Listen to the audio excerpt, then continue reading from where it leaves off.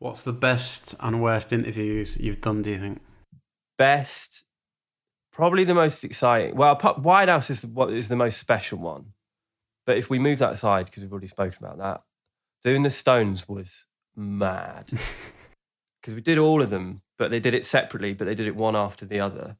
Right. And this is when they opened that exhibition thing that they had, which is brilliant as well. And we did it in New York, in the place where the exhibition was. So we had all like Keith's guitars hanging up behind us and stuff. It was mad. And obviously I'm really nervous because it's the Stones and it's big and it's been filmed. It's the first big filmed thing that I'd ever done. And I knew it's for Apple. And it's like, wow, there's going to be a big audience for this. And I'd heard the record, which was Blue and Lonesome, that blues covers record that they did. I got the jump on that. So I was able to listen to it like a month before, and it was a really good album. So I knew it was a good Stones album as well. So I wanted to do it justice. And we guessed before, me and Francis, who's helping me from an Apple point of view, we were like, right, the order they'll go in will be Charlie first, then Ronnie, then Keith, then Mick. It will be building up to Mick. That's the order that they'll want to do it in. And we guessed it completely right as well. It's almost like in order of, not importance, but who cares about it the most in the Stones camp. Do you know what I mean? Mm. And Charlie, bless him, waltzes in looking like the coolest motherfucker on the planet. He's in like the sharpest suit. I remember that his socks matched the color of his belt or something like that. Just like he had all these like amazing kind of fashion little nuances about him, like amazing cufflinks and stuff. And he walked in with an espresso. He looked like an Italian mobster or something. And the way he sat was just sort of slouched, cross-legged, and he just looked cool as fuck. And he was quite tough to interview. He notoriously doesn't do that many interviews, and he's just, people think he's grumpy, but I just think he's straight up and he's very to the point. So he was quite kind of just in at the deep end, really.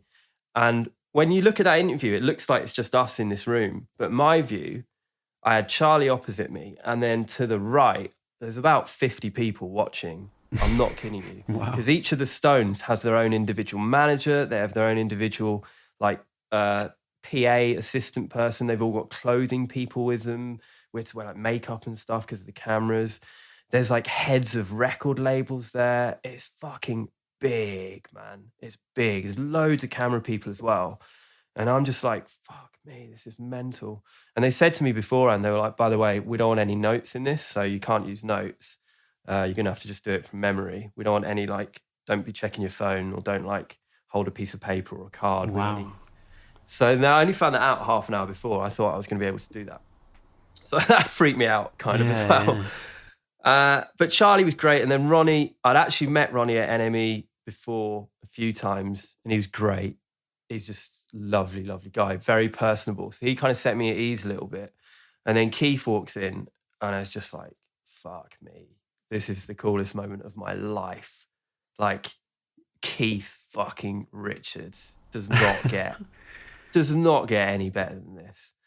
And he was amazing, man. He was smoking, which I'm pretty sure is probably illegal somewhere. It's probably something that says you're not allowed to smoke on TV now.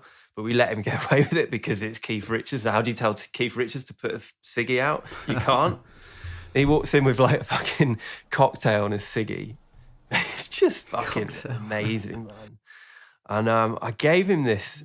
My mate Dan, he's Mexican, and his family knew they knew this blues guy called Big Bill Broonzy, who's a legendary blues man from the 30s and 40s in the States.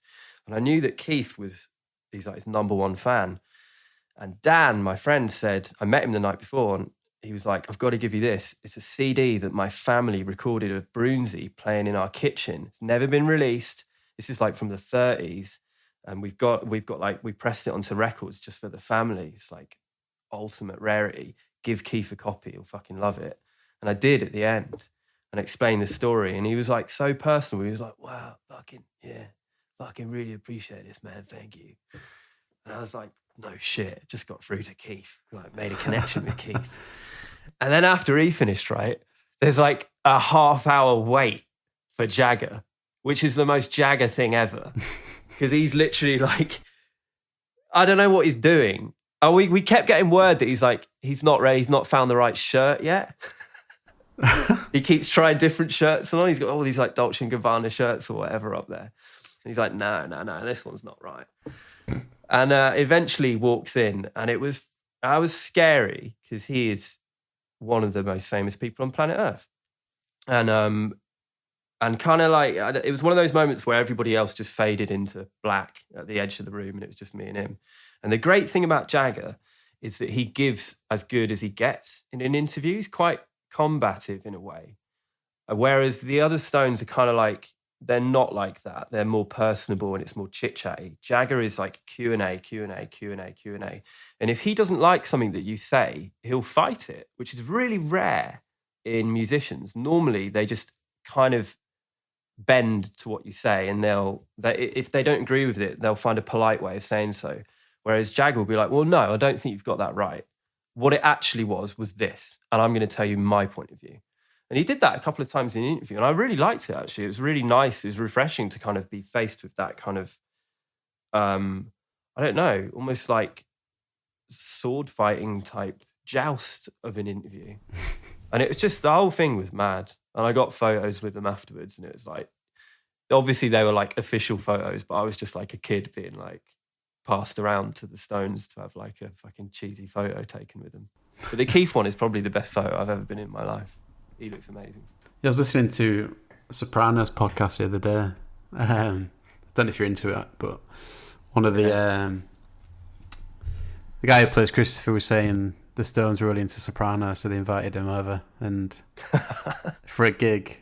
And he said Mick was the only one that didn't have any time for him, but he probably went into the show or something, so I don't know. He's probably trying to shirt on.